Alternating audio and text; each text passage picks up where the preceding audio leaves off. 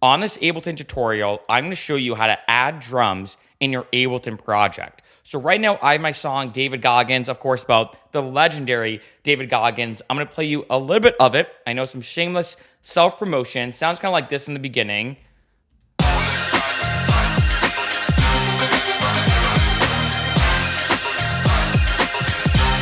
And then it kind of goes into like a glitch hop groove / like trappy style beat here.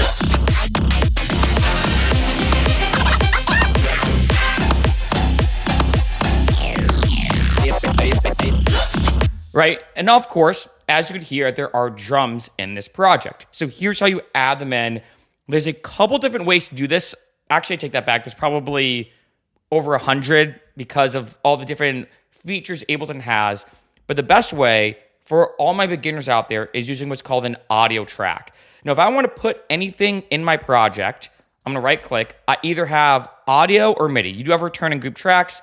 But for now in this video, audio and MIDI is the two primary ways to add any element into your track. Now, you could argue which one's better for drums, audio or MIDI. I'm using both here depending on my element. So here, when I can see the waveform, this is an audio track. And I know this sounds random, but this is all very important to understand. So if I solo this, right, this is the drums. But then you can see I have MIDI here where each note kind of triggers something. In this case, it is the sample itself, where I have this clap here. So to add in drums though, let's say I want to use an audio track, which again, I think is the easiest way to start out. I'm going to click Insert Audio Track. Once I do that, I might as well solo this just to show you. I'm then going to find my audio sample. It might be on my desktop. I also have some sample packs here, as you can see. I have a lot of them actually. So let's use the, this just came out like the Excellent Gorilla pack. So I can go to drums. Let's say I just want to use a kick, right? So I have all these different kicks here. I'll just do this one. Doesn't really matter. I'm going to click and drag in. I'm going to zoom in as well. So now I have this kick right here, and I'm just going to duplicate Command D and just copy and paste, or I can just do Command C, Command V, right? So now when I play this, now as you can see, when I play it like this, in the most simple way, it's playing the entire waveform like so. Now, the second way you can add in drums, and again, there's a lot of different ways to do this, is to create what's called a MIDI track. Think of this very similar to a piano, right? So if I insert a MIDI track now, I then have to do this, insert a MIDI clip.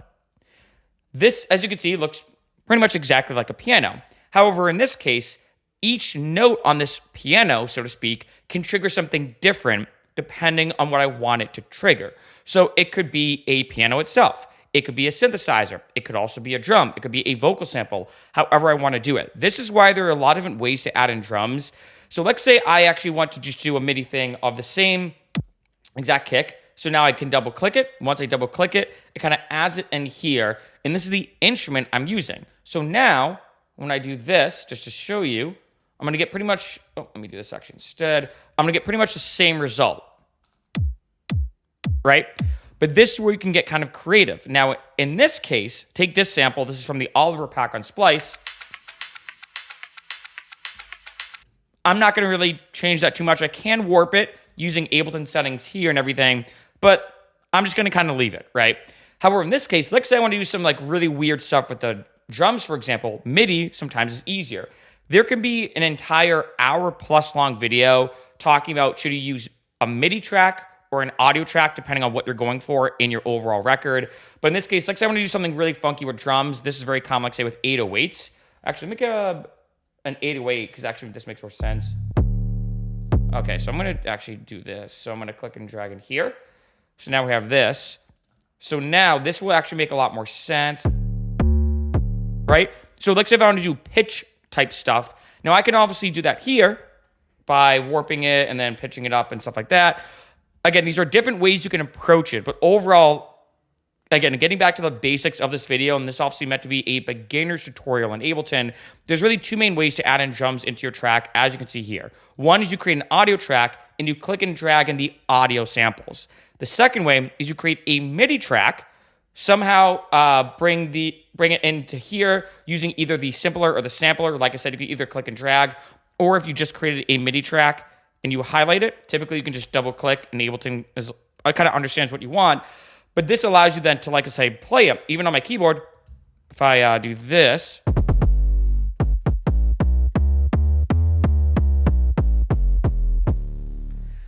very similar to a piano. Like I said, I can play it, and each time I play it, I'm triggering, and this, I might as well bring this back here. I'm triggering that exact one shot. And I can obviously make this anything I want, whether it's a hi-hat sample or whatever. But at the end of the day, being honest, I think using the audio track at first, I think is the quickest and easiest way to go, as I can quickly do this. And then once you get more comfortable with that, you can then do something like this here, as you can see with the claps. And what's useful about this too, just to show you like another feature, because again, this video could be very long. Let's say if I'm testing out different claps, and I do this all the time. So I'm going to turn off actually my samples. So let's say I have this, just to show you the drums in the track, right? And let's say I'm like, oh, I don't know if that's the exact clap. What I could do is, let's say I'm going for a big clap, then I can hear how this sounds. Actually, that sounds a bit better. And then let's say if I want to do a thin clap, because all I'm doing is I'm now just changing the exact note that's being triggered by the MIDI notation demonstrated right here. So again, there's a lot of different ways to do this. I could go on and on. I can obviously use an instrument as well. I know a drum rack's very common, where you could put a bunch of different samples here and play it with like a MIDI keyboard or whatever, or even drum pads. Excuse me. I know there's like an easy way to trigger that as well. But again, at the end of the day, the easiest way to do it, especially in the beginning, is to create an audio track and just drag and drop samples. Once you get comfortable with that, and once, like say, you want to start exploring different ways to create different drum loops and patterns, then create a MIDI track, bring in an instrument, whether you want to do the drum rack like I showed you, or simpler, for example. A lot of different ways to do this.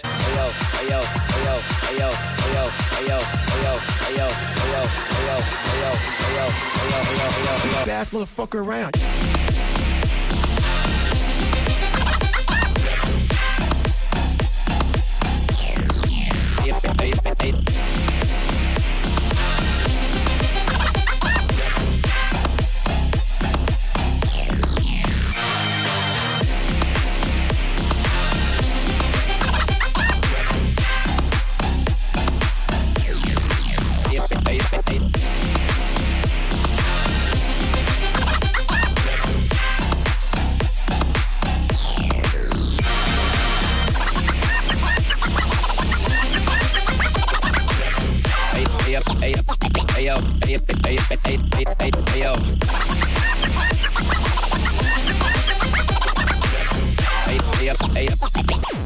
Got to flip it on his head and say, hold up.